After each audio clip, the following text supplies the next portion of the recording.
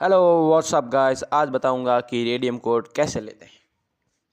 तो पहले अपन Google open करेंगे। गूगल में जाके सर्च करना है रेडियम कोड।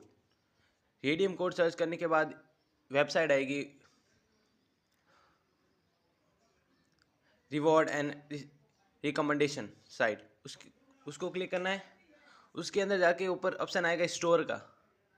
स्क्रॉल करके देख लेना, सबसे ऊपर स्टोर का ऑप्शन आएगा। नहीं आया तो एक बार और नीचे की साइड स्क्रॉल करना, ऊपर स्टोर का ऑप्शन आ जाएगा, उसके ऊपर क्लिक करना है। उसके अंदर जाओगे तो आपको ऑप्शन मिल जाएगा यूआईडी का। यूआईडी पेस्ट करो अपनी, और जितने डायमंड चाहिए उतने, जैसे कि 100, 25, 310, ये ज़्यादा से ज़्यादा 1100, 1200 डायमंड जितने चाहिए। मंथली बैच भी होगा, और वीकली बैच भी, ईयरली बैच भी हो सकता है। आप अपनी यूआईडी पेस्ट करें और ये अपने डायमंड अपनी आईडी पे भेजें। Thank you.